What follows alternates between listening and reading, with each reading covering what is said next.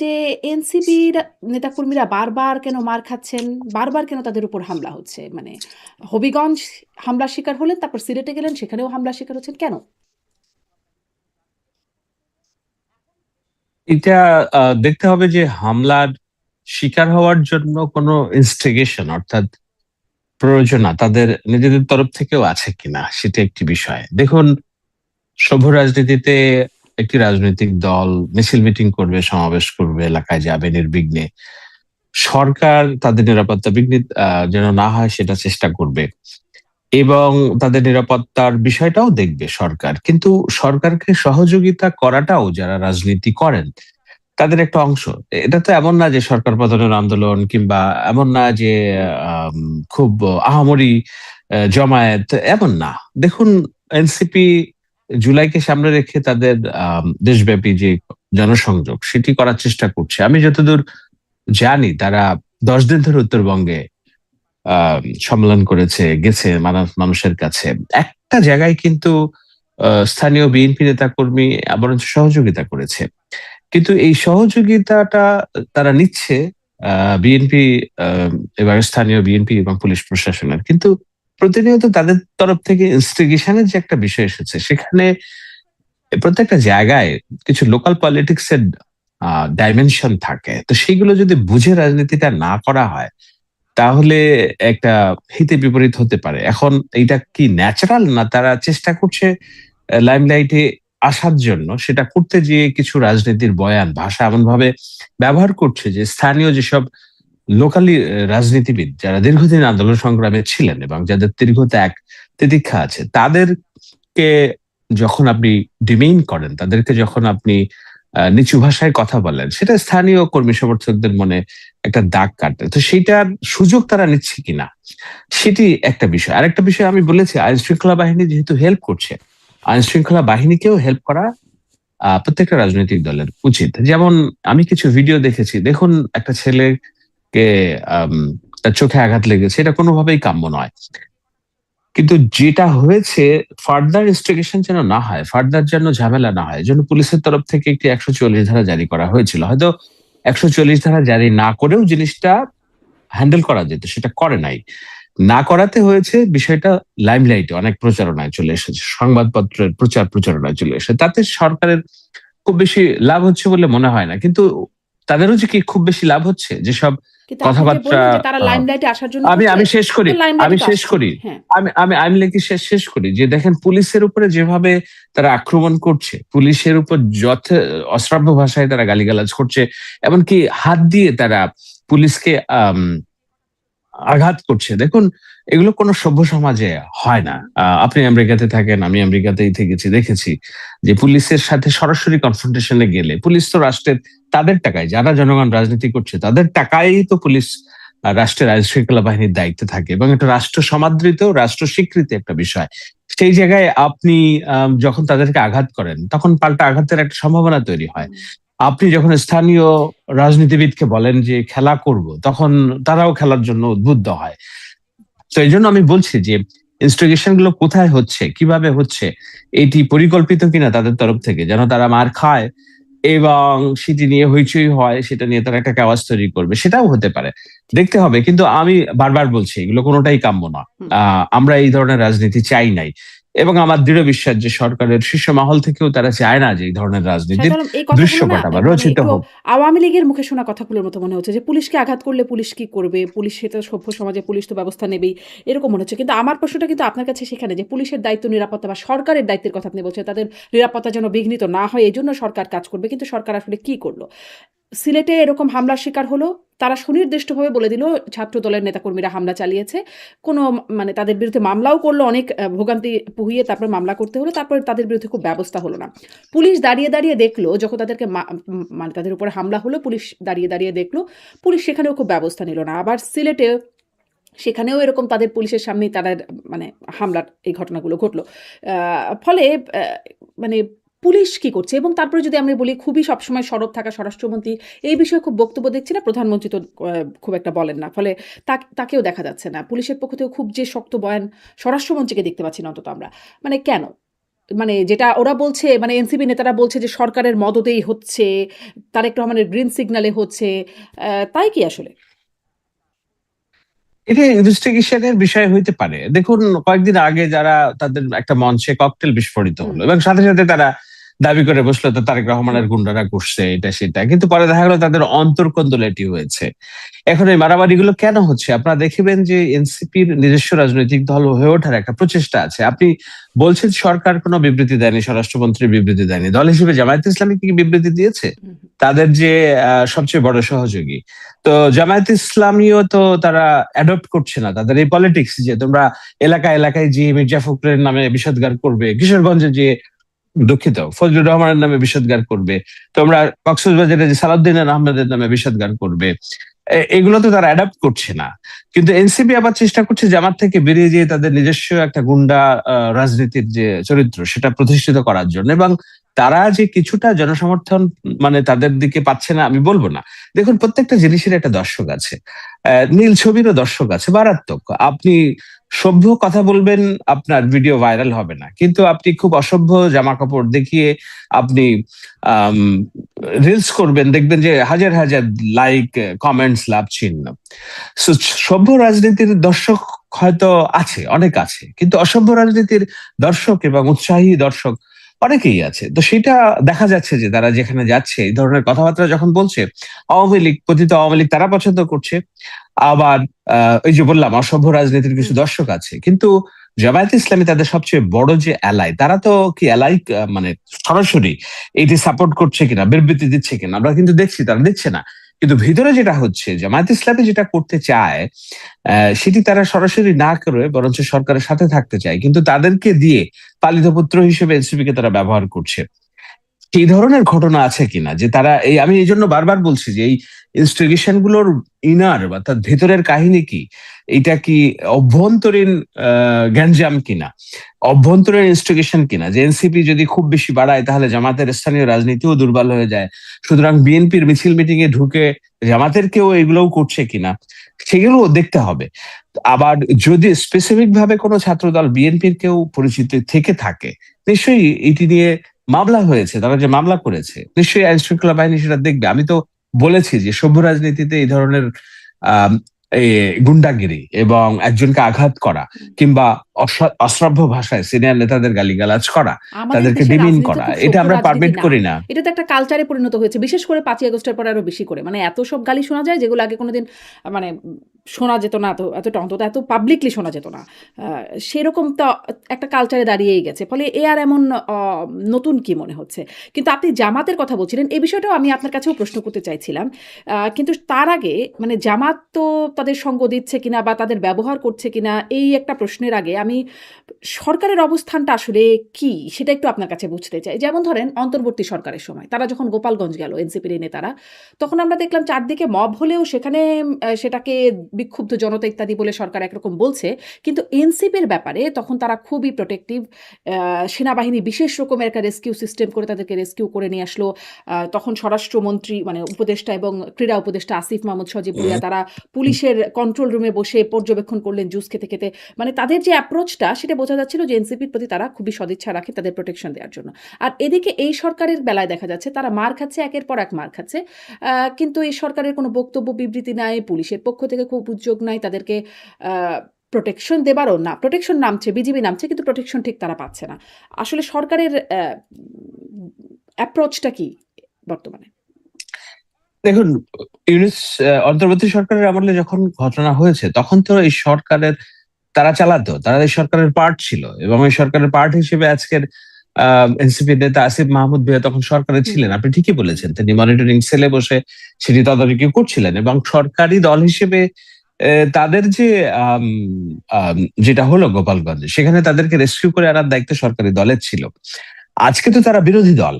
আমি বলছি না বিরোধী দল বলে একেবারে যাচ্ছে তাই ভাষায় তাদেরকে আক্রমণ এগুলোর সম্মুখীন হতে হবে, কিন্তু সরকার কি তাদের প্রোটেকশন দিচ্ছে না? আমি তো স্পষ্টভাবে দেখেছি যে পুলিশ প্রোটেকশন দিয়েছে, কিন্তু পুলিশকেও ইনস্টিগেট করা এবং পুলিশকে সরকারের পার্ট হিসেবে নানানমুখী স্লোগান দেওয়া, এইসবের ঘটনাও ঘটেছে। আমি তা তো একেবারে দিবেই মোটা না। দাগে যদি যদি দেখি, পুলিশের সামনে তাদেরকে মারে এবং পুলিশ যদি নীরব থাকে তাহলে তা দিবেই। তাছাড়া আর কি করবে?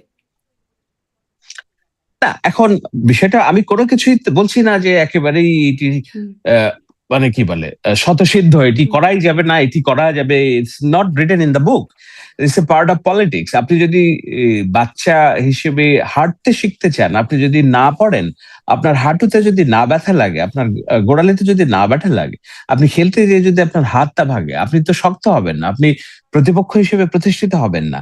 সুতরাং যা কিছুই হচ্ছে ভালোর জন্যই হচ্ছে আমি বলে মনে করি। কিন্তু সেটা হলো যে আমি বলছি রাজনীতির ভাষাটা এবং হুম। আচরণটা যদি সংযত থাকে, তাহলে এটা নর্মাল পার্ট অফ প্রসেস। আপনি আমেরিকাতে থাকেন, বিরোধী দল রাজনীতি করে না, ব্ল্যাক লাইভ ম্যাটার নিয়ে আমরা বিদ্রোহ দেখিনি, সেখানে পুলিশের কামান দেখিনি, সেখানে পুলিশের নিষ্পেষণ দেখিনি। এটা সবচেয়ে সভ্য গণতান্ত্রিক দেশটাতেও হয়। ভারতের দুদিন আগে কি হয়েছে? তো এখানে তারা তো একটা সময় সরকারি দল ছিল অন্তর্বর্তী সরকারের আমলে, এখন তো তারা বিরোধী দল। সো বিরোধী দল হিসেবে মানে একটা জন্ম নিয়েই সরকারি দলের একটা যে সুযোগ সুবিধা তারা পেয়েছে, এখন তো তাদের ওই রাজনীতিটা শিখতে হচ্ছে। সো তারা মাঠে ঘাটে যাচ্ছে এবং রাজনীতির যে আচার কালচার সেটা শিখছে। আপনি বলছেন যে আমাদের যে অসভ্য জঙ্গলি রাজনীতি, এটা বাংলাদেশের একটা কালচার, আমি এটাকে বাই করতে চাই না, বিশ্বাস করতে চাই না। এই কারণে চাই না যে না, আমরা এই জঙ্গলি রাজনীতি করব না বলেই এটাকে ওয়াদাবদ্ধ হয়েছে, নতুন রাজনীতি করব বলেই ওয়াদাবদ্ধ হয়েছি। সেটা 5 তারিখের পরে আপনি দেখছেন বেশি হয়েছে, আমি একটু ডিসএগ্রি করি। 5 তারিখের আগে হয়তো আপনার রাজনীতির জানাশোনা, সাংবাদিকতার সময় এটা পারমিট করছে না বলে আপনি অনেক কিছু দেখেন নাই বলে আপনার মনে হচ্ছে 5 তারিখের হ্যাঁ, আগে কম ছিল। এজন্যই কিন্তু বলছিলাম যে পাবলিকলি কম দেখতাম আরকি। নিশ্চয়ই তখনও অনেক কিছু হ্যাঁ, হতো কিন্তু খুব পাবলিকলি আসতো না। সেটি সামাজিক যোগাযোগ মাধ্যমের মানে খুব যাদেরকে খুব সুশীল মনে হয় তাদের কাছেও এখন দেখা যায় যে মানে খুব অশ্রাব্য ভাষার ব্যবহার হয়। আ এমন সব অঙ্গ-প্রত্যঙ্গ নিয়ে কথাবার্তা হয় সেগুলো খুবই মানে বলার মতো না আরকি। এটা একটা কিন্তু কারণ, এটা এখন খুব এটা বেশি একটি দেখা কারণ যায়। হতে পারে যে ধরেন তখন যেই গণমাধ্যমের যেই নিয়ন্ত্রণ ছিল, ডিজিটাল সিকিউরিটি অ্যাক্ট হুম, এবং সাংবাদিকদের যে হয়রানি, মামলা হামলা ছিল, সেটা একটা ভয়ের কারণ ছিল, একটা সেলফ সেন্সরশিপ ছিল। এবং আমি তো বারবার বলেছি যে সরকারের পদত্যাগ, আর তারা এনসিপি সরকারের পদত্যাগ দাবি করছে এখন। আপনি শেখ হাসিনার আমলে কবে শেখ হাসিনার পদত্যাগ দাবি করতে পেরেছেন? হুম, এমনকি 16 জুলাই যখন 5 জন ছাত্র মারা গেল, ওই দিনও তো সরকারের পদত্যাগ দাবি হয় নাই। সরকারের পদত্যাগ দাবি হয়েছে যখন 24 না 26 তারিখের দিকে, যখন এটা 200-250 প্রাণহানি চলে গেল। তো আপনাকে বুঝতে হবে যে রাজনীতির প্রেক্ষাপটটাও তখন এরকম ছিল না, তখন অনেক নিয়ন্ত্রিত ছিল, গণমাধ্যম নিয়ন্ত্রিত ছিল।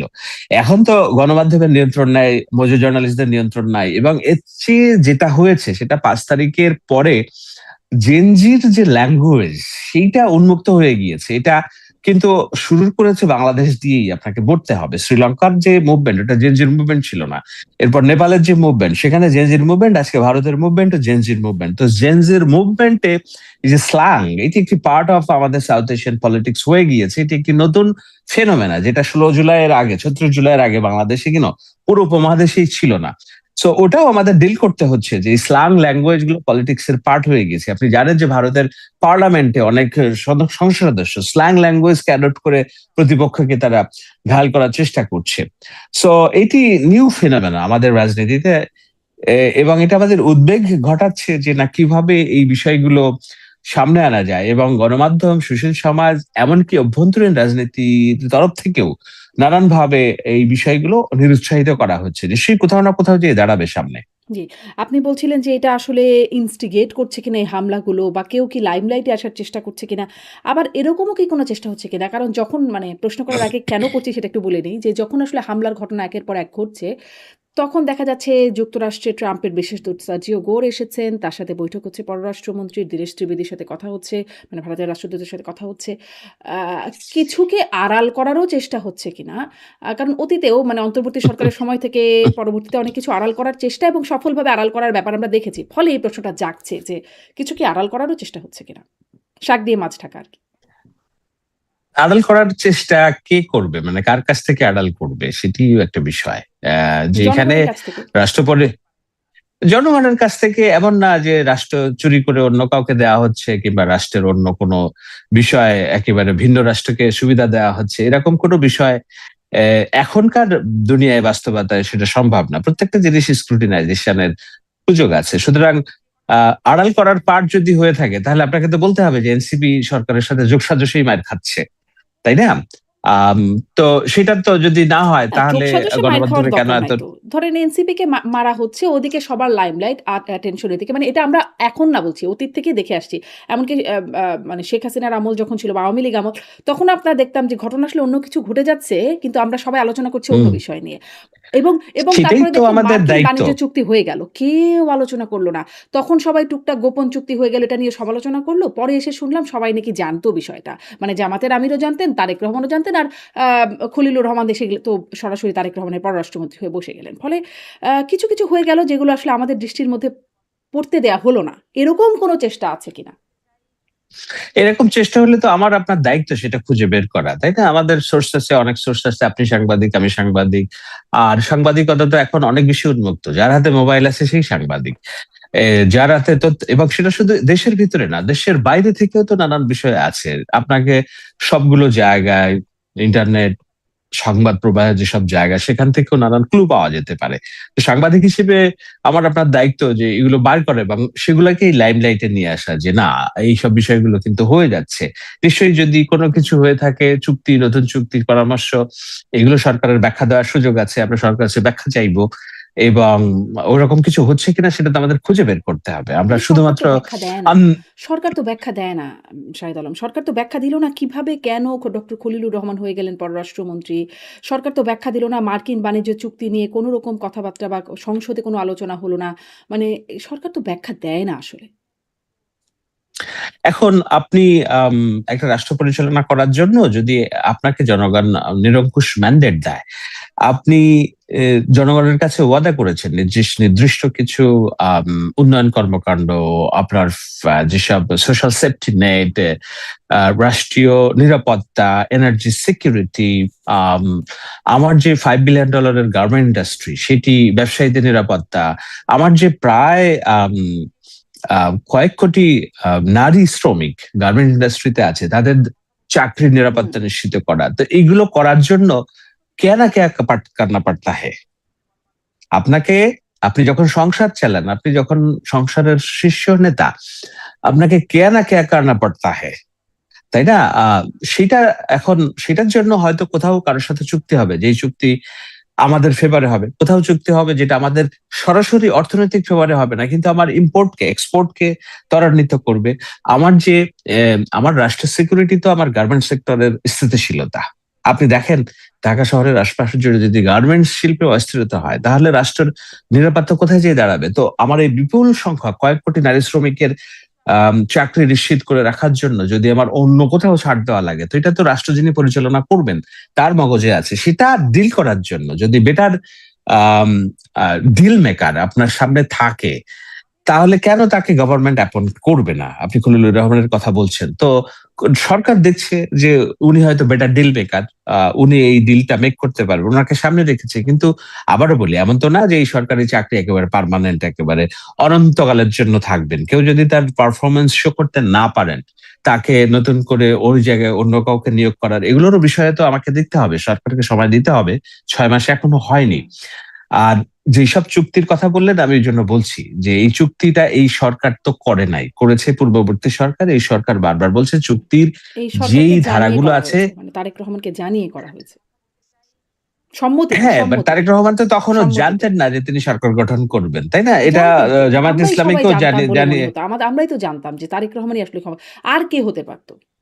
তখন অনেক ঘটনা মানে এইটা অনেক কিছু ছড়াচ্ছিল। কিন্তু আ একটা ভোট হলে তারেক রহমানই সরকার গঠন করবেন, এটা তো মোটামুটি সবাই বুঝতে পারছে। তিনি নিজেও নিশ্চয়ই জানতে পারছিলেন। এখন এইটি যখন হয়েছে বলে আপনার মনে হচ্ছে যে না, আসলে তো এটাই হওয়ার কথা হুম, ছিল। কিন্তু আমরা যারা মাঠে রাজনীতির ভাইভ নিয়ে কথা বলছিলাম, ভাবছিলাম, হাইপ নিয়ে শুনছিলাম, সেখানে আসলেই খুব কনফিডেন্সের সাথে তারেক রহমান সরকার গঠন করবে, এটি অনেকের ভাবনা ছিল, এটা সত্যি। কিন্তু আবার নানান রকম ঝুঁকিও ছিল, নানান রকম বৈদেশিক প্ররোচনাও ছিল। দেদারসে বিদেশি ফান্ড ব্যবহার করা হয়েছে। আপনি জানেন যে হুম, ইসলামী ব্যাংককে ফোকলা করা হয়েছে আরেক দফা, শেখ হাসিনা যাওয়ার পর, ইন্টারিম আমলে। সেই টাকাগুলো নির্বাচনে ব্যবহার করা হয়েছে বিভিন্ন বিকাশ এবং অন্যান্য ভাবে। সো একবারই যে তারেক রহমান বিএনপি সরকার গঠন করবে, এটি তো জানা ছিল না। নির্বাচনের সংশয় তো ছিল, নির্বাচনের ফলাফল নিয়ে তো উদ্বেগ উৎকণ্ঠা ছিল। আমি যে এলাকায় বসবাস করি, এই এলাকায় আমি অন্তত 50 জনের সাথে কথা বলেছি। যখন সন্ধ্যা নাগাদ হাইপ উঠলো যে জামায়াত ইসলামী সংখ্যাগরিষ্ঠতা পেতে যাচ্ছে, আমাকে বলছে অনেক লোক যে পুরা গুলশান বানান এলাকা ফাঁকা হয়ে গেল, যে একটা ভয় ভীতি ছড়িয়ে গেল যে what's going have to happen. আপনি জানেন যে এই আসনে তারেক রহমান প্রধানমন্ত্রী 5,000 ভোটের ব্যবধানে পাশ করেছে। সুতরাং আপনি বলতে পারেন না যে না, এটা তো আমরা জানতামই বিএনপি সরকার গঠন করবে, তাই না? তাহলে তো আর খেলার ফলাফল যদি আপনি আগেই জেনে যান তাহলে তো এটা খেলা থাকে না, তাই না? সো আমরা মনে করি, আমি মাঠে ছিলাম, হ্যাঁ কনফিডেন্স ছিল, আত্মবিশ্বাস ছিল জনগণ মধ্যপন্থ রাজনীতিকে ভোট দিবে, কিন্তু নানান তাহলে এই যে ভাবে তো বিদেশি সেটি ফান্ড বিবেচিত মানে করার চেষ্টা বিদেশি হয়েছে। তৎপরতা, দেশি বিদেশি আপনি যেগুলোর কথা বলছেন, নানান রকম আরো যেসব বিষয়ের কথা বলছেন, শুধুমাত্র জনগণের ভোটের বাইরেও যে বিষয়গুলো থাকে। আমার অনুষ্ঠানে কদিন আগে ব্যারিস্টার ফুয়াদ ছিলেন। তিনি বলছিলেন যে তিনিও মার্কিন বাণিজ্য চুক্তি নিয়ে তার সাথে কথা বলছিলাম। তিনি বলছিলেন যে ওই সময় এটার করার বিকল্প ছিল না। কারণ একটা নির্বাচন সেটিকে বৈধতা দিতে এবং ক্ষমতার হস্তান্তরের জন্য এই চুক্তিটি করবার কোনো বিকল্প ছিল না। ব্যাপারটা কি এরকমই ছিল? আচ্ছা, আপনি মার্কিন চুক্তি নিয়ে আপনি কেন এত পড়ে আছেন? মার্কিন চুক্তি হয় নাই পৃথিবীর কোন দেশের সাথে? আমাকে একটা উত্তর দেন তো, বলেন তো যে মার্কিন চুক্তিকে ডোনাল্ড ট্রাম্পের কিন্তু প্রস্তাবিত ট্যারিফকে আমার অ্যাভয়েড দেশে কেন করেছে। হলো, কেন এটা না নিয়ে না, কথা আমি বলছে বলি, না? আমি এটা আপনি একটু জানতে না কেন, চাইছিলাম, আর কিছু না। না কথা সবাই বলছে, কথা হচ্ছে এই যে আমি আপনি কথা বলছি, কথা বলছি তো আপনি বলছি, কিন্তু ভারতের সরকার বলছে না, বিরোধী দল বলছে না, অন্তর্বর্তী সরকারও বলে নো, নাই। এইটা একেবারেই আমার মনে হচ্ছে যে এইটাকে টেনে নিয়ে আসা হচ্ছে বারবার। আপনি নরেন্দ্র মোদীর গভর্নমেন্টের কথা বলেন, কে কি তার জনগণের কাছে জবাবদিহি করেছে কিনা যে কি চুক্তি করেছে? আমাদের চেয়ে হাজার গুণে বেশি তার রাষ্ট্রের এটাকে কি বলে শেখ স্বার্থ হাসিনার সরকার জলাঞ্জলি দেওয়ার ফেলে চুক্তি দেওয়া হলো, বলে। মানে এই কথার একটা অন্যতম একটা বিষয় ছিল যে ভারতের কাছে দেশ বেচে দিচ্ছে, গোপন চুক্তি হচ্ছে, সেগুলো আমরা জানি না। তো তাই এক্সকিউজ তো মি সেই শারমিন, একই এক্সকিউজ। শেখ হাসিনার সরকারকে ফেলে দেওয়া হয়েছে মানে মার্কিন চুক্তি, মার্কিন প্ররোচনায়, I don't buy that logic. এটি আপনাদের একটা ধারণা থাকতে পারে। শেখ হাসিনা একবারে পিওর ক্লিন গণ অভ্যুত্থানে পড়েছে এবং কিন্তু ওই যে মাসুদ, মানুষের হান্নান মাসুদের সাথে সম্মিলিত। আবার একটা ফোনালাপ ইদানিং বের হলো। মানে অনেকগুলো বিষয় মিলিয়ে তখন কি আসলে মার্কিনের উপস্থিতিটা একদমই আপনারা উড়িয়ে দেন? মানে আ ধরেন একদম ফরহাদ মাজারের বক্তব্য, যে তিনি একদম স্পষ্টই বলেছেন। তারপরে আমেরিকান যারা আছেন, জেফরি স্যাক্স থেকে শুরু করে মাইক বেঞ্চ বা ইভেন ডোনাল্ড ট্রাম্পের $1 মিলিয়ন সহায়তার কথা।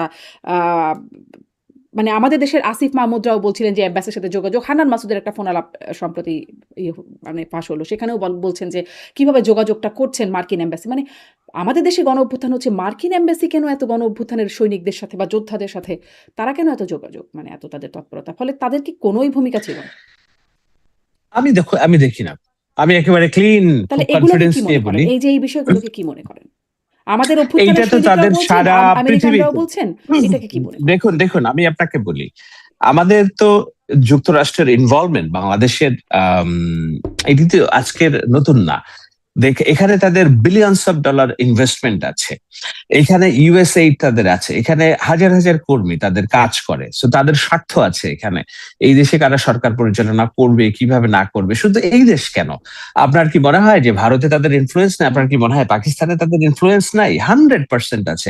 আপনার কি মনে হয় ভারতের ইনফ্লুয়েন্স গত 17 বছর ছিল না বাংলাদেশে? কারণ তাদের বিলিয়নস অফ ডলারের বিজনেস ছিল, এখানে হাজার হাজার মানুষের কর্মসংস্থান ছিল। আজকে কেন ভারত উঠে পড়ে লেগেছে তারেক রহমানকে তাদের দেশে একবার নেওয়ার জন্য, হুম। সম্পর্ক উন্নয়ন করার জন্য? আপনি দেখছেন যে ভারতের যে এনভয় আছে বাংলাদেশে, উনি বলছেন আমরা মুখিয়ে আছি কবে যাবেন। হুম। তারেক রহমান সবাই নিচ্ছেন যে না ঠিক আছে, আমি দেখি কোন কোন বিষয়ে আলোচনা হতে পারে। So it's international relationship. International রিলেশনশিপে যুক্তরাষ্ট্রের প্রভাব বাংলাদেশে কোনোদিন কমতি ছিল না। তো এই দেশে যুক্তরাষ্ট্র মানে তো শুধু সরকার না, যুক্তরাষ্ট্রের সিভিল সোসাইটি অনেক পাওয়ারফুল। সেই সিভিল সোসাইটি জনগণের ট্যাক্সের টাকা গভর্নমেন্টকে যে দেয়, তার একটা অংশ তারা এনশিওর করতে চায় যে পৃথিবীর অন্যান্য দেশে কিভাবে ডেমোক্রেটিক ভ্যালুজ প্র্যাকটিস হচ্ছে সেখানে তোমরা নজর রাখো।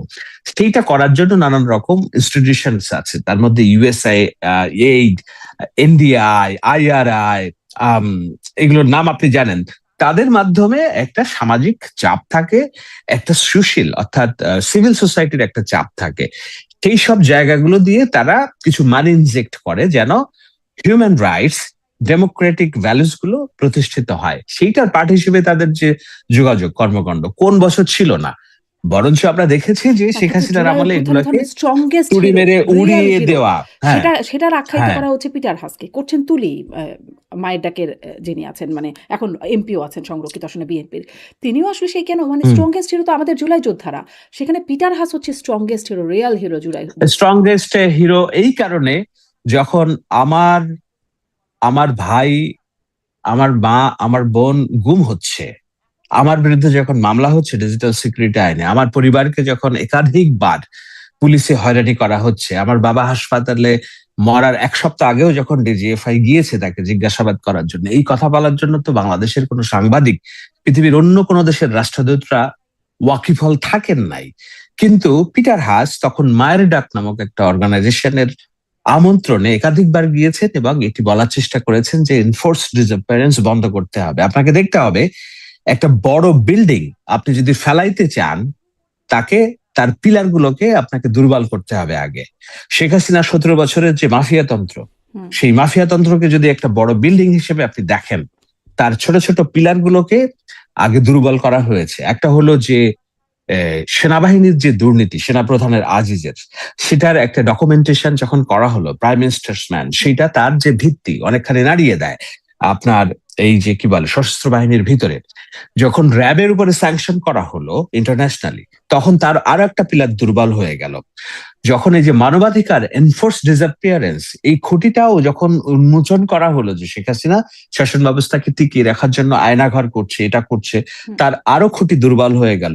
যখন এই খুঁটিগুলো দুর্বল হয়ে গেল, ইন্টারন্যাশনালি ন্যাশনালি তার পক্ষে মানুষের কথা বলার যুক্তি হারিয়ে গেল। সেজন্য একটা ধপাস করে এক রাতের ব্যবধানে, কয়েক রাতের ব্যবধানে তার যে 17 বছরের যে মাফিয়া তন্ত্রের গড়ে তোলার যে একটা স্ট্রাকচার, সেটি ধ্বংস হলো। তো সেইটা হওয়ার পেছনে যুক্তরাষ্ট্রের রাষ্ট্রদূত ওই মায়ের ডাক প্রতিষ্ঠানে যে এনফোর্স ডিসঅ্যাপিয়ারেন্স এর পক্ষে যেসব কথাবার্তা বলেছেন, সরকারকে চাপ দিয়েছেন, যে চাপগুলো তখন শেখ হাসিনা তুড়ি মেরে উড়িয়ে দেওয়ার চেষ্টা করেছেন।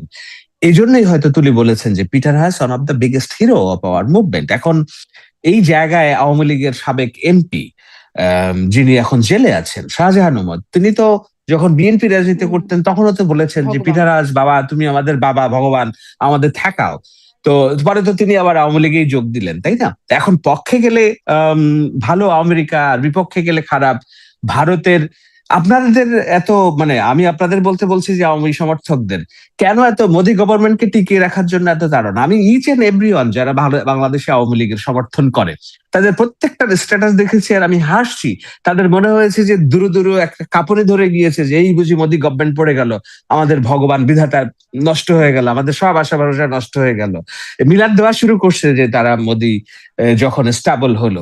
তো আপনাদের যদি এত ডিপেন্ডেন্সি থাকে মোদির উপরে, তাহলে যুক্তরাষ্ট্রের উপর ডিপেন্ডেন্সি নিয়ে প্রশ্নটা করা নৈতিকের জায়গা কিনা? আমি তো তারপরেও আমি ওইখানেই চেষ্টা প্রশ্নটা করলাম, করছি, ওইখানেই আমি প্রশ্নটা চেষ্টা করছি, করলাম ব্যাখ্যাটা ওইখানেই দেওয়ার প্রশ্নটা করছি। জন্য আমি যে একদম স্পষ্ট শাহেদ আলম, মানে যেইখানে ভারতের উপর ডিপেন্ডেন্সি নিয়ে এত সমালোচনা, যৌক্তিকভাবে অনেক সমালোচনা আছে, সেখান থেকে এখন কি সেই জায়গা থেকে সরে ওখানে যুক্তরাষ্ট্র ডিপেন্ডেন্সি হচ্ছে, ওইটা মানে যেটা দিয়ে শুরু করলাম মার্কিন চুক্তি, তারপরে দেখলাম নজিরবিহীনভাবে বাংলাদেশের জাতীয় সংসদে আমেরিকা ককাস গঠিত হলো। তারা আসলে কি করবে সেটার কোনো আইনি কাঠামো নাই, বা তাদের উদ্দেশ্য কি সেটাও জানা গেল না। বা নজিরবিহীনভাবে জাতীয় সংসদের দক্ষিণ প্লাজায় যুক্তরাষ্ট্রের মানে স্বাধীনতা দিবস উদযাপিত হলো। এই যে নজিরবিহীন, এগুলোরও খুব ব্যাখ্যা নাই, এবং আমাদের গণমাধ্যমেও খুব আমেরিকা ককাস নিয়ে খুব একটা সংবাদ হলো না। ফলে তখন মনে হয়েছে কি ভারত থেকে ঝুঁকেছিল, এখন কি অন্যদিকে ঝোঁকার একটা টেন্ডেন্সি কিনা। দেখুন, যে ককাসের যে বিষয়টা, আপনি হয়তো জেনে থাকবেন যে ককাসটা এইটার যুক্তরাষ্ট্রে বাংলাদেশ ককাস বলে একটা জিনিস আছে। আপনি নাম শুনেছেন কিনা? যদি না মানে শুনে কিন্তু থাকেন আপনাকে বাংলাদেশে আমি ছিল বলি। না আর কি। হ্যাঁ, না, আমি বাংলাদেশে বলি, ছিল না। হ্যাঁ। বাংলাদেশে ছিল না। তো আমাদের যেটা হলো যে ওই আলেকজান্দ্রিও ওকাসিও কর্টেস, যিনি এখন খুব আলোচিত কংগ্রেস উইমেন, তিনি যেই আসন থেকে জিতেছেন, ওইটা ছিল, আমি নাম মনে করতে পারতেছি না ভদ্রলোকের, খুবই পরিচিত রাজনীতিবিদ। উনি ছিলেন বাংলাদেশ ককাসের হেড, ডেমোক্রেটিক যিনি পলিটিশিয়ান। ওনাকে পরাজিত করে আলেকজান্দ্রিয়া ওকাসিয়া কর্টেজ উনি নির্বাচিত হয়েছেন লং আইল্যান্ডের ওই আসন থেকে। কিন্তু ওই আসনের যিনি আলেকজান্দ্রিয়া ওকাসিয়া কর্টেসের আগে যিনি ছিলেন ডেমোক্রেট যিনি কংগ্রেসম্যান, তিনি ছিলেন বাংলাদেশ ককাসের প্রধান, এবং ওই ককাসে আরো অনেক কংগ্রেসম্যান ওম্যানরা ছিলেন। তো এখন বাংলাদেশে যে পার্লামেন্টারি যে সিস্টেম হয়েছে, সেখানে যুক্তরাষ্ট্রের সাথে এই যে এটাকে কি বলে, এই সংসদীয় কংগ্রেসম্যান লেভেলে যোগাযোগ করার জন্য আমাদের ইন্টার পার্লামেন্টারি একটা যোগাযোগ প্রতিষ্ঠিত হয়েছে। সেখানে যুক্তরাষ্ট্রের এই যে 250 বছরের যে প্রতিষ্ঠাবার্ষিকী হলো খুব ধুমধাম করে, ডোনাল্ড ট্রাম্প যেখানে তার পাসপোর্টে নিজের ছবি দেওয়া এবং অন্যান্য গুলো করেছেন, বাংলাদেশে এই ধরনের একটি ধুমধাম করে উদযাপনের সিদ্ধান্ত হয়েছে। এবং পার্লামেন্ট ভবনের সামনে যারা ওই এটা যুক্তরাষ্ট্রের বাংলাদেশ কক্ষার যারা এখানে মেম্বার অফ পার্লামেন্ট যারা আছে তারা মিলে এটার আয়োজন করেছে এবং রাষ্ট্রদূত এসেছে। খোলা চোখে দেখলে এইটিকে খুব আইব্রো দেওয়ার কারণ কি, যৌক্তিক কারণ কি আছে এই আমাদের এই দ্বাদশ শতাব্দীতে? কারণ আমরা তো রাষ্ট্র বিষয়ে আমরা এত সেন্সিটিভ, এটা আমাকে অনেকখানি অবাক করে। আপনি এই দেশে চাইলেও আপনার বাড়িতে আমেরিকার পতাকা উড়াইতে পারবেন না, এটা বলবে ভারতে মার্কিন দালাল। আপনি ভারতের পতাকা উড়াইতে পারবেন না, পাকিস্তানের পতাকা কেউ কেউ উড়াচ্ছে, কিন্তু স্বাভাবিকভাবে মানে এটা নেওয়ার সুযোগ নাই। কিন্তু আপনি আমেরিকায় থাকেন, আপনি আপনার বাড়িতে বাংলাদেশ কেন, ভারত কেন, চীনের পতাকা উড়ান, কেউ বদার করবে না আপনাকে। আপনি রাস্তা বন্ধ করে দিয়ে আপনি বাংলাদেশ প্যারেড করেন, ওরা আপনি সহযোগিতা করবে। পার্লামেন্টে আলবেনিতে যে বাংলাদেশ ডে সেলিব্রেট হয় এবং সেখানে কুরআন তেলাওয়াত হয়, ওখানের আমি জানি ব্রঙ্কসে মানে একদমই গির্জাগুলো তাই জনাব শাহেদ আলম, মানে শুক্রবার এইগুলো তো হয় কিন্তু উন্মুক্ত করে আমাদের দেশে দেয়, হয় না। উন্মুক্ত করে দেয় যেন জুম্মার নামাজ পড়ার জন্য। তো তাতে কি ওখানকার জনগোষ্ঠী বলবে যে না এই না, একবারে হই হই রই রই বলবে সব না। বাংলাদেশিরা দখল করে ফেললো? তো আমার পার্লামেন্টের সামনে যদি একদিন যুক্তরাষ্ট্র ককাসের একটা অনুষ্ঠান হয় উন্মুক্ত, এইখানে আমরা হই হই রই রই করবো, গেল গেল আমেরিকা নিয়ে গেল, সব নিয়ে গেল, এরকম আমি তো এইটা চাই না, ভারতের গেল সাথেও গেল হোক। দেখুন নিয়ে গেল সেটা আমি বলবো না, গেল এতটাই গেল না নিয়ে না না, গেল আমি সেটা শেষ বলবো করি, না, কিন্তু এই আমি প্রশ্নটা করবো আমি যে শেষ কেন করি, হচ্ছে। আমি শেষ করি। আমি কিন্তু এতটাই লিবারেল যে লিবারেল হইতে গেলে অনেক পরিশ্রম করতে হয়, অনেক আসলে স্যাক্রিফাইস করতে হয়, আপনার কলিজা থাকা লাগে। হুম। আমি মনে করি আমার ওই কলিজা আছে বলেই আমি একেবারেই ধরেন মুক্তিযুদ্ধের পক্ষে কথা বলি, নারী স্বাধীনতার পক্ষে কথা বলি, জামাতের পলিসি নিয়ে বিরোধিতা করি। আমি নন দোষী অর্থাৎ যার হাতে রক্তের দাগ নাই এমন আওয়ামী লীগ সমর্থকদের সুরক্ষার কথা বলি। আমি ধানমন্ডির 32 ভাঙার বিরোধিতা করেছি, আপনারা সবাই জানেন। সো এখন আমি কলিজা নিয়েই বলছি যে আমাদের উন্মুক্ত হতে হবে, আরো একটু বেশি উন্মুক্ত হতে হবে। যদি এইখানে যুক্তরাষ্ট্রে আমরা আমাদের বাংলাদেশিদের সবকিছু উদযাপন করতে পারি, এইখানে যুক্তরাষ্ট্রের উদযাপন করার এই সুযোগ থাকা উচিত। এমনকি ভারতের প্রতি, আওয়ামী লীগের যেসব কর্মী সমর্থকদের ভারতের প্রতি যে অনুরক্তি আছে, তারাও একসাথে মিলে যদি ভারতের বিশেষ দিন সেলিব্রেট করে, আমরা দূর থেকে দেখবো, তালি দিব, বাহাবা দিব, হয়তো আমি জয়েন করব না, কিন্তু তার এই জিনিসটার সুযোগ থাকা উচিত বলে আমি মনে করি। কিন্তু এগুলার এটাকে কি বলে, দেখতে হবে যে না আমার রাষ্ট্রীয় স্বার্থ, রাষ্ট্রীয় অখণ্ডতা, রাষ্ট্রীয় নিরাপত্তা জলাঞ্জলি হচ্ছে কিনা, সেখানে আবার আমাদেরকে মারাত্মকভাবে স্ট্রিক্ট আমাদের থাকতে হবে। সমস্যাটা ওইখানেই তো, যে সেইটা রাষ্ট্রীয় বিশ্বাস স্বার্থ করি। বিঘ্নিত হচ্ছে কিনা, নিরাপত্তা বিঘ্নিত হচ্ছে কিনা, ওই ব্যাপারটা তো আমরা পুরোপুরি জানতে পারি না। এই ব্যাখ্যাগুলো আমাদের সরকার আমাদের কাছে স্পষ্ট করে না, আগেও করে নাই, এখনো যে সব বিষয়গুলো স্পষ্ট হচ্ছে তা না। মানে এটি তাদের অনেক কিছু রাগ ঢাক দিয়ে চলতে হয়, এটাও যেমন একটা বাস্তবতা। মানে দেশ হুম, চালানোর স্বার্থে ওই যে কেয়া কেয়া নাহি করনা পারতা হ্যায় আপনি বললেন তো, ওই কার না পারতা তো সেইখানে ওই কেয়া কেয়ার মধ্যে যে কি করে ফেলছেন আমাদের, কিন্তু আবার এর মধ্যেই তো অনেক কিছু হয়ে গেছে, ফলে আমাদের তো সন্দেহ জাগবেই, প্রশ্নটা জাগবেই। হই হই রই রই না করি, আমরা তো নিঃসন্দেহে, ব্যাখ্যা তো চাইবো যে এরকম নিঃসন্দেহে, নজিরবিহীন কাজটা কেন হলো, নিঃসন্দেহে, কিন্তু কেউ তো ব্যাখ্যা দেয় না। নিঃসন্দেহে, নিঃসন্দেহে আপনি যদি সাংবাদিকতার জায়গা থেকে, গণমাধ্যমের জায়গা থেকে প্রশ্ন না করেন, হুম, প্রশ্ন যদি আপনার ফুরিয়ে যায়, আপনার ডেমোক্রেসি ফুরিয়ে যাবে। হুম, কেন শেখ হাসিনার আমলের আমাদের ডেমোক্রেসি ফুরিয়ে গেল? কারণ আমাদের প্রশ্ন ফুরিয়ে গিয়েছিল, আমাদের প্রশ্ন কোনো জায়গা ছিল না, প্রশ্ন করাও যেত না, প্রশ্নের উত্তরও পাওয়া যেত না। সো আমি তো খুব দায়িত্ব নিয়ে বলি যে না, প্রশ্ন করে যেতে হবে হুম, এবং সরকারকে চাপেও রাখতে হবে যে না, এইখানে কি হচ্ছে আমাকে স্পষ্ট করে জানো। এখন আপনি জানেন যে ওই তথ্য অধিকার আইন টাইন এইসব বিষয় আছে, সেগুলোর সুযোগও নেওয়া যেতে পারে। রাষ্ট্রের প্রত্যেকদিন সপ্তাহে অন্তত একদিন তথ্য মন্ত্রণালয় ব্রিফ করছে, সেখানে তথ্য মন্ত্রণালয়ের মুখপাত্র আছে, তার কাছে জিজ্ঞাসা করা যেতে পারে। আমি তো সরাসরি সরকারের সাথে সম্পৃক্ত না, আমি কেবল এই সরকারকে সহযোগিতা করার জন্য যতটুকু বয়ান উৎপাদন করা যায় ততটুকু করি।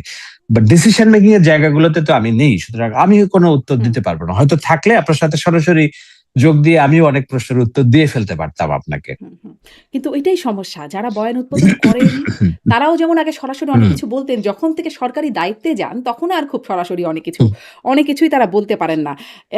এই যে ওই যে এটা একটা সরকারি দায়িত্ব, হ্যাঁ, ওই যে সরকারি দায়িত্ব, সরকারে যখন আপনি যাবেন হুম, তখন তো একটা আপনাকে নির্দিষ্ট হুম, একটা ওথ নিতে হয়, তাই না? সেই ওথে রাষ্ট্রীয় সিক্রেসি একটা বিষয় নিশ্চয়ই, থাকে, নিশ্চয়ই। রাষ্ট্রের স্বার্থ একটা বিষয় থাকে।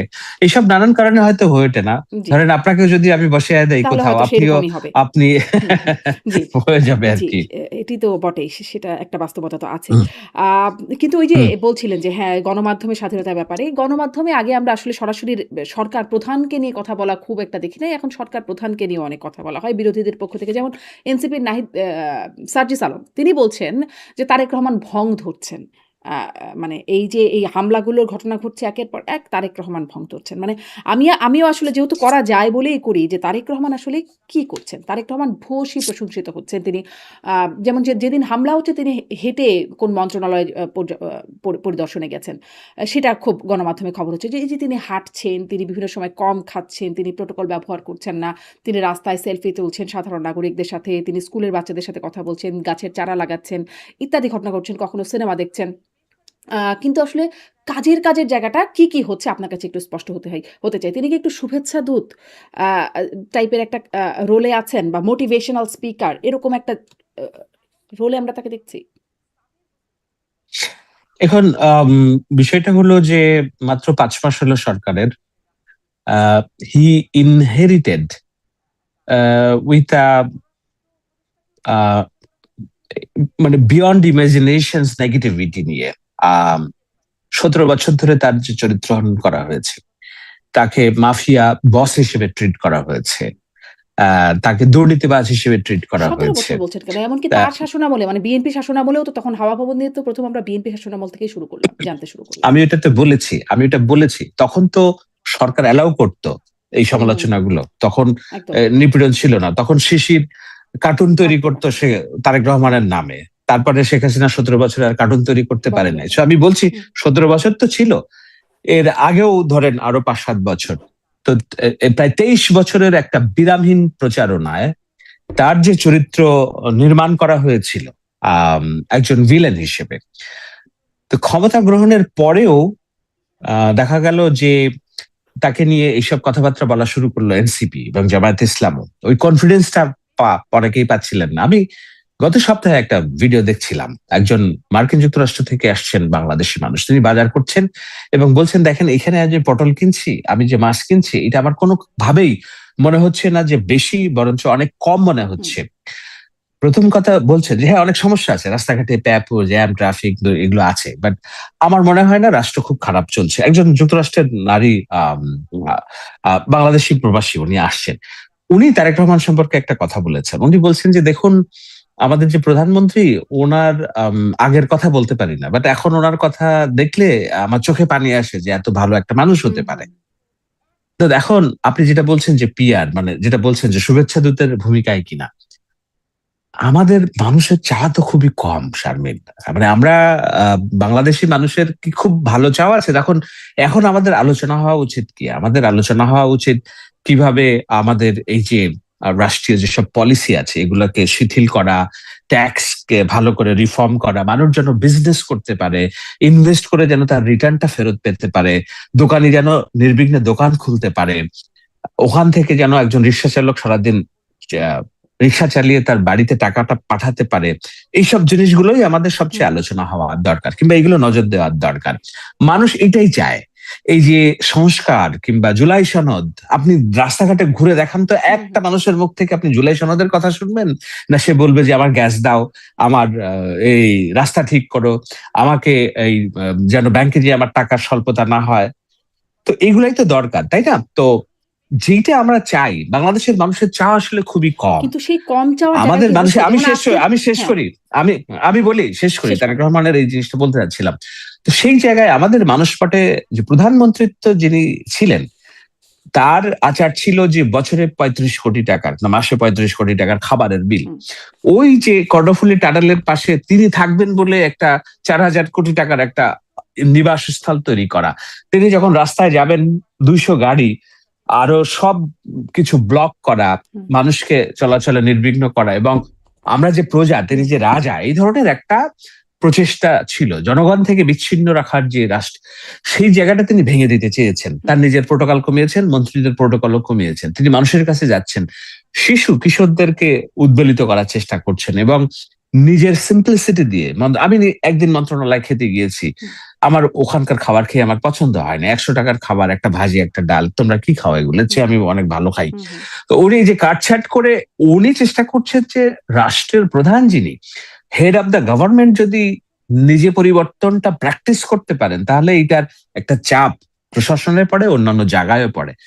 সো এগুলোর মধ্যে দিয়ে তিনি একটা গুড কপ হিসেবে আমাদের সামনে এসে হাজির হয়েছেন, যেন আমরা তাকে দেখে আমাদের অন্যান্য প্র্যাকটিস গুলো শুরু করতে পারি। এটা তো ভূয়সী সেটা প্রশংসা আপনি হচ্ছে বলতে যেটা আমি পারেন। বলছি যে মানে আসলেই প্রশংসিত হচ্ছে, এবং এই যে নজিরবিহীন তার এই আচরণগুলো, সেগুলো দেখতে তো ভালো লাগেই, আমাদের হ্যাঁ, সবারই সেগুলো দেখতে ভালো লাগে।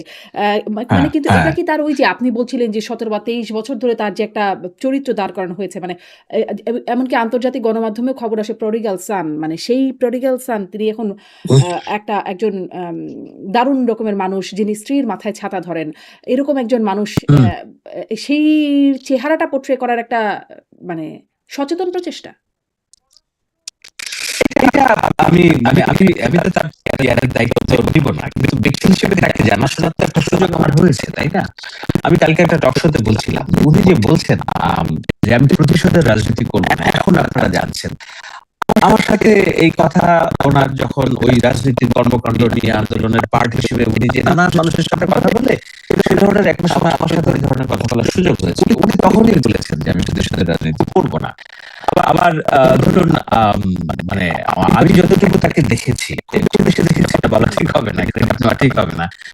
উনি খুবই এটাকে কি বলে, এই যে এগুলো করছেন, এগুলো কোনোটাই যে মেকি হিসেবে করছেন বলে আমার মনে হয় না। কেননা একজন মানুষ, একটি রাজনৈতিক দলের প্রধান, আমাকে নিজে চা ঢেলে খাওয়িয়েছেন, কথা বলেছেন। সো আমি অতটুকু থেকেই আন্দাজ করছি যে মানুষ হিসেবে তিনি কেমন। আর মানুষ হিসেবে তিনি কেমন এটা তো ১৭ বছর আমরা জানতেও পারি নাই, তাই না? তার বক্তব্য প্রচার নিষেধাজ্ঞা ছিল, ছবি দেখানো তো দূরের কথা। সুতরাং এইটাই তার চরিত্র, এইটাই তার প্রতিদিনের প্রাত্যহিক জীবন। সেইটা হয়তো আমরা এতদিন দেখিনি। এখন তিনি প্রদীপের সামনে আছেন, অর্থাৎ স্পটলাইটে আছেন বলে আমরা দেখতে পাচ্ছি, এবং আমরা বলছি যে কি দেখছি, কি দেখছি, কি দেখছি। আমরা তো এরকম কখনো দেখি নাই, কারণ আমাদের আগের প্রাইম মিনিস্টারশিপ এরকম ছিলেন না। কিন্তু এটা উনি যে আরোপিত করে করছেন, আই ডোন্ট বিলিভ সো। কারণ আমি আমার যতটুকু জানাশোনা, মানে অন্যান্য আচ্ছা, অনেক হাজার তাহলে মানুষের এই প্রশংসার সাথে জায়গাটা জানাশোনার আমরা প্রেক্ষিতে মানে প্রশংসার জায়গাটা আমরা তাকে প্রশংসাই করি। তিনি এই জায়গাগুলো আসলে নজিরবিহীন দৃষ্টান্ত স্থাপন করেছেন। কিন্তু কাজের কাজ কি করছেন? আপনি যেগুলো বলছেন মানুষের আশা তো খুব কম। গ্যাস পাবে, তাই সে মানে জিনিসপত্র কিনবে সেটা। দেখছিলাম আজকে হুম, কাঁচামরিচের দাম ৳৪০০ কেজি। মানে সবকিছুর দাম, সবজি-টবজি সবকিছু শতকের ঘরে ছাড়িয়েছে। গ্যাস সংকটে শিল্প উৎপাদন শূন্যের কোটায়। আজকেই খবর দেখছিলাম যে এই হচ্ছে অবস্থা। মানে কাজের কাজটাও কি হচ্ছে? আবার ধরেন রাস্তাঘাটেও এরকম আ মারপিট হচ্ছে, পুলিশ দাঁড়িয়ে দেখছে, বিরোধী দল মার খাচ্ছে। হুম। মানে কাজের কাজটা হচ্ছে কি? আপনাকে দেখতে হবে যে মারামারি, গন্ডগোল, আইন শৃঙ্খলার যে উন্নতি সেটা কোন পর্যায়ে। আপনাকে দেখতে হবে গত ২ বছরে কয়টা মব হয়েছে, আর গত ৫ মাসে কয়টা মব হয়েছে। নাই হয়ে গেছে আমি বলছি না। আমি ২ বছরের হিসাব বলছি। আমি আওয়ামী লীগের আমলের পুরাটা আপনাদের বাতিলের হুম, খাতায় রাখছি। সো আমি কম্পেয়ার করছি না। আমরা তো ভালোর প্রত্যাশায়, বৈষম্যহীনের প্রত্যাশায় যে ৫ তারিখে চলা। সেখানে দেখতে হবে অন্তর্বর্তী সরকারের তুলনায় কতখানি আগা। আপনি বলছেন কাজের কাজ কি? আমি যখন আপনার সাথে কথা বলছি তখন কিছুক্ষণ আগে এখনো হয়তো তিনি ঢাকা উত্তরের প্রশাসকের কে নিয়ে তার গাড়িতে করে ঘুরতেছেন, তিনি যে না সিটি কর্পোরেশনের কাজ কাম নিজে দেখার জন্য। ৬টা পর্যন্ত তার ডিউটি শেষ, এখন তার পরিবারের সাথে সময় দেওয়ার কথা। কিন্তু আমি একটু আগেই ছবি দেখলাম যে তিনি উত্তরের প্রশাসককে ডাকছেন, তার গাড়ির পাশে বসিয়ে তিনি ঢাকা শহর ঘুরে দেখতেছেন কোথায়। ছোট্ট একটা এক্সাম্পল দেই, আপনি এটি অন্যান্য দেখবেন। কালবেলা একটা রিপোর্ট করেছিল একটা মেয়ে ম্যানহোলের ঢাকনার মধ্যে বসে, সে বলছে যে এখানে যে কেউ একটা বাচ্চা পড়ে মরে যেতে পারে এবং এটার কোনো ব্যবস্থা হচ্ছে না। পরদিন ওই মেয়ে আবার গেছেন ওই জায়গায়, যে বলছে আমি রিপোর্ট করার ২৪ ঘন্টার মধ্যে এখানে ঢাকনা তৈরি হয়ে গিয়েছে। একটা এক্সাম্পল দিলাম যে কাজ হচ্ছে না বলে ব্রড সেন্সে আপনি সমালোচনা করতে পারেন, কিন্তু যেটা হচ্ছে সেটাও আপনাকে আয়ত্তে নিতে হবে যে না, গভর্নমেন্টস ভিজিলেন্সটা মারাত্মক অ্যাক্টিভ। কোথাও কোনো অসঙ্গতি দেখলে তারা অ্যাড্রেস করার চেষ্টা করছে, এটা আমার ধারণা। আমি বলছি অনেকগুলো সংকট আছে। এই যে জ্বালানি সংকট হঠাৎ করে উদয় হচ্ছে, আপনি যুক্তরাষ্ট্রে আছেন, কত ডলার করে আপনি গ্যালনের তেল কিনেন, যেটা 5 মাস আগে কত ডলার অনেক আপনি বেড়েছে। ক্যালিফোর্নিয়াতে আছেন তো, সম্ভবত ক্যালিফোর্নিয়া অথবা সিয়াটলে আছেন। আমি নিউ ইয়র্কের কথা বলছি, আমি $2.70 দিয়ে 3 লিটার অর্থাৎ 1 গ্যালন গ্যাস কিনতাম। আমি গত 2 মাসে কোনোদিন $4.80 নিচে পাই নাই, অর্থাৎ ডাবল। তো বাংলাদেশেও তো এইটা এমন না যে কাতার চাইলাম আর আমাকে এলএনজি দিল, তাই না? কাতার বলেই দিয়েছে যে আমরা কয়েকটা দেশকে দিতেই পারবো না। এমনকি যদি তারা আজকেও প্রোডাকশন শুরু করে, অর্থাৎ কোনো যদি নতুন হামলা নাও হয়, তবুও তাদের আগের প্রোডাকশনে ফিরতে 6 বছর সময় লাগবে। তো যুক্তরাষ্ট্রের মতো মহা ক্ষমতাধর দেশ, তারা গ্যাস পাচ্ছে না, তাদের ফুয়েলের ক্রাইসিস, মানুষের না বিশ্বাস উঠছে। সেইখানে বাংলাদেশ তো ম্যানেজ করছে। কালকে দেখলাম যে মালয়েশিয়ার প্রধানমন্ত্রীর কাছে উনি বলেছেন যে কেমনে আমাকে একটু সামগ্রিকভাবে এই জিনিসটা দেবেন। আমার ধারণা হয়তো ভারতেও যখন এই বৈঠকের বিষয় হচ্ছে, হয়তো গভর্নমেন্ট এটিও চেষ্টা করছে ভারত থেকে কিভাবে এটি, আমি অ্যাজিউম করছি, আমি নট শিওর। উনি বসে আছেন এটি বলার, আমি মনে হয় না এটা বলার তার প্রতি ইনজাস্টিস হবে বলে আমার মনে হয়। তবে আমাদের চাওয়া তো অনেক। আমরা যখন একজন রাষ্ট্রপ্রধান নির্বাচন করি, সরকার প্রধান, আমরা মনে করি যে একটা সুপারম্যান আমাদের নির্বাচন করছি এবং আমাদের সব সমস্যার সমাধান করে দিবেন। 18 কোটি মানুষের দেশ, আমাদের নুন আনতে পান্তা ফোড়ায়। ওই যে আমি বলছি, সংসারের প্রধান হলে কে না কে কান্না পাটতা হে। উনি গিয়েছেন, চীনে গিয়েছেন, মালয়েশিয়া গিয়েছেন, হয়তো এখন ভারতেও যাবেন। এটি নিয়ে বিরোধীরা নানান রকম রাজনীতি করার চেষ্টা করবে, ভারত কেন এটা সেটা। কিন্তু উনি তো পাকিস্তানের সাথেও সম্পর্ক রেখেছেন, তাই না? পাকিস্তানের লোকজন আসছে, বসছে। মাঝখান থেকে এটা একটু জিজ্ঞেস সুতরাং করি, এই যে একটু কেয়া না জিজ্ঞাসা কেয়া, করি। পারনা কারনা। হ্যাঁ, এই হ্যাঁ, কেয়া না বলেন কেয়া কেন বলেন। করতে হয় মানে বিরোধীদেরকে গুরুত্ব দিতে বা তাদের সমালোচনাকে একটু গুরুত্ব দিয়েই কি ভারতে যাওয়াটাকে একটু মানে মানে দেরি করছেন তিনি? ভারতে যেতে দেরি করছেন আসলে কি বিষয় মাথায় নিয়ে? কেন? না, ভারতে কেন আমার এত তাড়াতাড়ি যেতে হবে, এটা একটা প্রশ্ন। Why hmm, is India giving us any financial benefit, or they are taking more whatever they giving us? Hmm. এটা হিস্টোরিক্যাল, দে টেক্স মোর। ধরেন আমরা তাদের সাথে যখন আমাদের বাড়ির, না আমাদের ভারতের সাথে, নো, ভারতের পররাষ্ট্র সাথে বিষয়ক উপদেষ্টার আমাকে কথা বুঝতে, শুনছিলাম যে তিনি বলছিলেন যে আ যখন পরিস্থিতি হবে মানে আমার ঠিক এক্সাক্টলি কোট করতে পারছি না যে তিনি বলছিলেন যে পরিস্থিতি যখন যখন সময় সহায়ক হবে হবে, তখন যাবেন সহায়ক উনি। হবে। মানে হ্যাঁ, সহায়কটা কেন হ্যাঁ। হচ্ছে না? সহায়ক এর মধ্যে একটা মানে প্রশ্নবোধক জাগে যে সহায়কটা কেন হচ্ছে না পরিস্থিতি?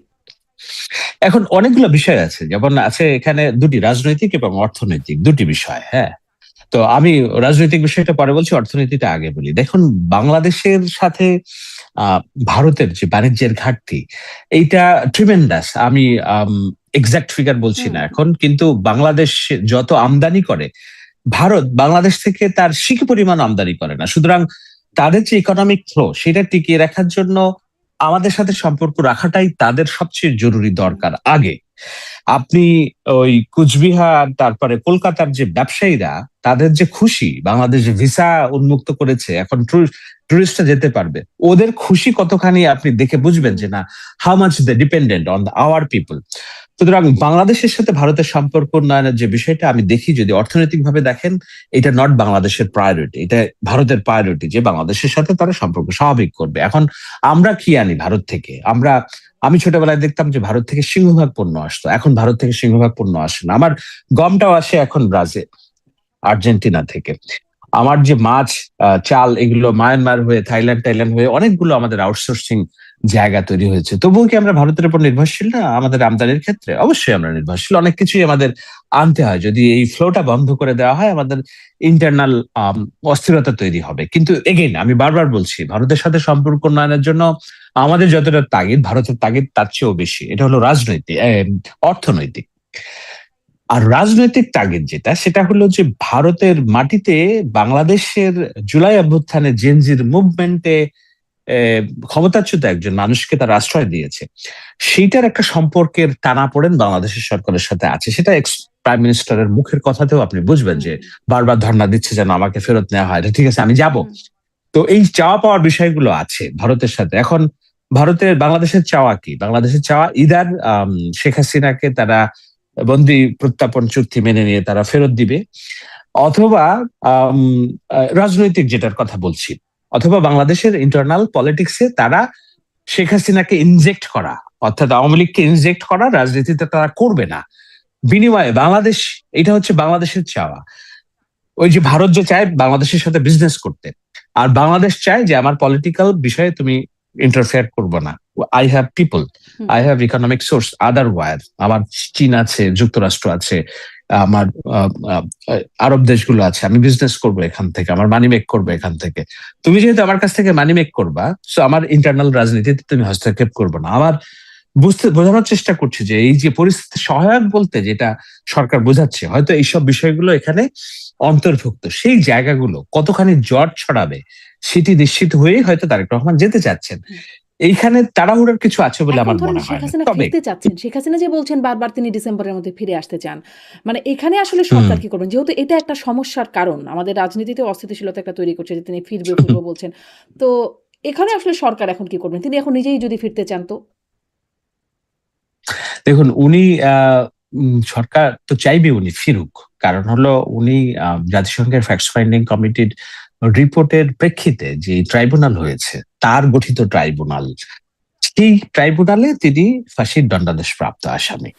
এখন এখানে আসলে উনি সরাসরি তো আর রাজনৈতিক সুবিধা পাবেন না, উনি অ্যাপিল করারও সুযোগ পাবেন না, কারণ বিচারের আওতায় আসবেন। ও বিচারের আওতায় আসবে, সরাসরি কন্ডেম সেলে উনি চলে যাবেন। এবং সরকার যদি মনে করে যে খুব দ্রুত ওনার ফাঁসি কার্যকর করার দরকার, উনি সরকার করে ফেলবে। এই বিষয়ে সরকারের কোনো বিন্দু পরিমাণ ভাববে বলে আমার অন্তত মনে হয় না। এইটা কনসিকুয়েন্সেস। তো সেই জায়গায় শেখ হাসিনা যে আসবেন, আসারও তো একটা পলিসি আছে, একটা প্রেক্ষাপট আছে। উনি যে গিয়েছেন, উনি কি বাংলাদেশি পাসপোর্ট ব্যবহার করে আসবেন এখানে? তো বাংলাদেশি পাসপোর্ট ব্যবহার করে আসলে উনি কি একলা একলা আসবেন, না যুক্তরাষ্ট্রের যেই জায়গায় ওনাকে গৃহবন্দী রাখা হয়েছে? গৃহবন্দী আপনি কোট করতে পারেন, আপনি গৃহবন্দী কেন বলছেন ওটার ব্যাখ্যা আমি পরে দিব। তো যেই জায়গায় ওনাকে গৃহবন্দী রাখা হয়েছে, সেখান থেকে কি উনি চাইলেই বের হইতে পারবেন? যে জায়গায় ওনার চাইলেও ওনার পুত্র কন্যারা দেখা করতে পারেন না, এটা কি ওনার ইচ্ছার উপর নির্ভরশীল যে উনি আসবেন বাংলাদেশে, যে না চাইলাম আর ফুরফুর ফুরফুর করে উড়ে বাংলাদেশে চলে আসবেন? It's absurd. তো এগুলো পলিটিক্যাল রেটরিক, উনি রাজনৈতিক নেত্রী তো হিসেবে কার ইচ্ছার বলবেন, উপর এটাই নির্ভরশীল? স্বাভাবিক। কার ইচ্ছার উপর নির্ভরশীল? এটা অ্যাবসলিউটলি বাংলাদেশের সরকার এবং ভারতের সরকারের উপর নির্ভরশীল। আপনি যে বলছেন পরিস্থিতি সহায়ক, এটা তো, তিনি তো ভারতের অতিথি, মানে ভারতের অতিথি, মানে আমি বলতে চাচ্ছি যে ভারতের জিম্মায় আছেন তিনি। তো ভারত তো বলতে পারে না যে না, আমার জিম্মা থেকে তোমাকে মুক্ত করে দিলাম, তুমি এখন যাও, চলে যাও। ইটস এ প্রসেস, বন্দি বিনিময় প্রসেস। এবং উনি তো আর এমন না যে উন্মুক্ত মানুষের মতো বিচরণ করেন না, উনি জীবনযাপনও করেন না। আপনি কয়বার সংবাদ জেনেছেন যে জয় ভারতে এসে তার সাথে দেখা করেছে? পুতুল কতবার তার সাথে দেখা করার সুযোগ পেয়েছে? এই যে আওয়ামী লীগের পলাতক নেতা কর্মীরা তার সাথে দেখা করার সুযোগ পেয়েছে। যায় যে জয় গেছেন, পুতুল গেছেন, তারা খাচ্ছেন একসাথে, সেই ছবি দেখা যায়, নেতারা গিয়ে দেখা করছেন, মিটিংও নাকি হচ্ছে বিভিন্ন, সেই খবরগুলোও তো আসে। এইটা আমি মনে করি এটা অ্যাবসার্ড, কারণ এটা হইলে রাষ্ট্রীয়ভাবে অন্তত ভারতের পররাষ্ট্র দপ্তর থেকে জানানো হতো উনি কোথায় আছেন, কিভাবে আছেন। উনি এমন জায়গায় আছেন যেটা একেবারে ওনাদের সশস্ত্র বাহিনীর একেবারে নিগুড় নিরাপত্তার মধ্যে আছেন। এবং এই বয়সে, আপনি 80 বছর বয়সে একজন মানুষের সঙ্গ প্রয়োজন হয়, কথা বলার মানুষ দরকার হয়। নাই বলেই তো আপনি দেখবেন যে উনি হচ্ছে ওই এটাকে কি বলে, গোপালগঞ্জের টুঙ্গিপাড়ার 7 নাম্বার ইউনিয়নের 14 নাম্বার যে যুবলীগের কর্মী, তার সাথে ফোনে কথা বলে গল্প করেন, কারণ বৃদ্ধ মানুষের কথা বলার প্রয়োজন হয়, কথা না বললে তারা বাঁচেন না। সো ওনার সাথে দায়িত্ববান কোন লোকজন কথা বলছে না বলে উনি টুঙ্গিপাড়া 7 নম্বর ইউনিয়নের 14 নাম্বার যে যুবলীগের কর্মী আছে তার সাথে কথা বলেন, উনি একটু আপা আপা বলেন, উনি তাতে পুলকিত হন যে না, আমি এখনো আছি ঠিকঠাক। এর বাইরে ওনার রাজনৈতিক ভিত্তি কি? এটা খুবই খুবই রূঢ় শোনায়। হয়তো আপনি বলছেন সাংবাদিক হিসেবে এই ধরনের কথা আপনি বলতে পারেন কিনা একজন রাজনৈতিক নেত্রীর সম্পর্কে, বাট দিস ইজ রিয়েলিটি। ওনার ভিত্তি আছে কোন পলিটিক্সের? এই যে বাংলাদেশে উনি ফিরবেন, ওনার তো বাজার করতে যাওয়ার অনুমতিটুকু ভারত সরকারের তরফ থেকে নেই। উনি বাংলাদেশে ফিরবেন কিভাবে? এবং বাংলাদেশে ফিরতে গেলে এই ভারত সরকারকেই এবার বাংলাদেশে যোগাযোগ করতে হবে যে আমরা এরকম, বাংলাদেশের একজন সাবেক প্রধান আছেন, উনি ফিরবেন, এই প্রসেস, ডিপ্লোম্যাটিক প্রসেসটা ওপেন করতে হবে। তো সেটাও তো একটা সহায়ক পরিস্থিতির একটা পার্ট, তাই না? আমার সেন্সে, পলিটিক্যাল সেন্সে এটা বলে। আপনার সেন্সে যদি ভিন্ন কথা কোনো কিছু বলে, আপনি আমাকে জানাতে পারেন যে উনি চাইলেই একটা প্লেন ধরে চলে আসতে পারেন বাংলাদেশে। মানে আমি এখানে এটাই বুঝতে চেষ্টা করছি যে বাংলাদেশ সরকারের পক্ষ থেকে কি করার আছে? তিনি তো বলছেন যে আত্মসমর্পণ তিনি এখন করতে চান। তো সেটা যদি তিনি করতে চান তাহলে তো প্রক্রিয়াটা একটু সহজই হবার কথা। যেহেতু তার পক্ষ থেকে খুব আ মানে রেজিস্ট্যান্স নাই। এখন এইটা কি উনি সত্যিই আত্মসমর্পণ করতে চান কিনা? যদি সত চান তাহলে তো হ্যাঁ। ওইভাবে পলিটিক্যালি নিশ্চয়ই তিনি যোগাযোগ করবেন সরকারের সাথে। আর যদি, আমি তো ওনার এটাও কথা শুনেছি যে যাবো, আচ্ছা ঠিক আছে, ওরা তো আমাকে প্লেন এখানে পাঠাইছে, তার একটা প্লেন পাঠাক, আমি আসবো। হুম, মানে আপনি শুনছেন কিনা আমি আমি জানি না, শুনছি। এই ধরনের একটা, হ্যাঁ। তো তার মানে কি, তার ভিতরে এই হ্যালুসিনেশন আছে যে তিনি যদি ডিটারমাইন্ড বাংলাদেশে আসবেন তাহলে হয়তো স্পেসিফিক বলতেন যে আমি, yes, I am the x prime minister of Bangladesh, I have all the rights to get back to my own country, I urge the government, যারা এখন বর্তমানে আছে জনগণের নির্বাচিত, তাদের পররাষ্ট্র দপ্তর এই ভারতের পররাষ্ট্র দপ্তরের সাথে এমন কোন ডায়ালগের চ্যানেল ওপেন করুক যে চ্যানেল দিয়ে আমি বাংলাদেশে ফিরবো এবং আমি আত্মসমর্পণ করব, আমি জেলে যাব, আমি ফাঁসিতে ঝুলবো। এইটা একটা সলিড ওয়ে। আর তিনি এই যে হুঙ্কার দিচ্ছেন, আবার বলছেন যে আচ্ছা ঠিক আছে, আমি তো প্লেনে করে আসছি, তার একটা প্লেন পাঠাক, আমাকে নিয়ে যাক, এটা সেটা। সো এগুলো খুব ক্লিয়ার মেসেজ দিচ্ছে না। ইটস অল অ্যাবাউট দ্য এটা তো ধরেন পলিটিক্যাল তার একটা রেটরিক। কথায় মানে একটা আলোচনা ভয়েস ক্লিপ যেটা মানে ফাঁস হয়েছে বা ভাইরাল হয়েছে সেটা থেকে শুনেছি। কিন্তু তিনি আন্তর্জাতিক গণমাধ্যমগুলোতে যে সাক্ষাৎকার দিয়েছেন সেটা একটি আনুষ্ঠানিক বার্তাও বটে যে তিনি ফিরতে চান, আত্মসমর্পণ করতে চান, ডিসেম্বরের মধ্যেই ফিরতে চান। এরকমটা তিনি বলছেন। তো সেই আত্মসমর্পণ যে করতে চান এতটুকু বার্তা তো মোটামুটি স্পষ্ট। আ সেখানে সরকার কি চাইছে যে তিনি ফিরুক? তার জন্য কোনো প্রক্রিয়া নিচ্ছে? আছে? আম এইটা আমি সরকারের স্বরাষ্ট্র পররাষ্ট্র মন্ত্রণালয়ের বিষয়। আমি এক্সাক্টলি জানি না যে আচ্ছা। সরকার কি চাচ্ছে। কিন্তু উনি যদি এসে পড়ে যদি গো ধরেন ভারত সরকারের সাথে যে না, আমি এই দেশে আর থাকবো না, আমি বাংলাদেশে যাব, তখন ভারতীয় সরকারের পররাষ্ট্র মন্ত্রণালয় বাংলাদেশের পররাষ্ট্র মন্ত্রণালয়ে যোগাযোগ করবে যে আপনাদের দেশের একজন ক্ষমতাচ্যুত প্রধানমন্ত্রী এই দেশে যে আছেন, উনি দেশে ব্যাক করতে চান, এখন আমরাও আপারও ওনাকে এই জায়গায় রাখতে, সো আপনারা এই প্রসেসটা ওপেন করেন। তখন বাংলাদেশ হয়তো শর্ত দিবে যে ঠিক আছে, আমরা তাকে ফেরত নিব, কিন্তু তার বিচার প্রক্রিয়া নিয়ে তোমরা নাক গলাবা না।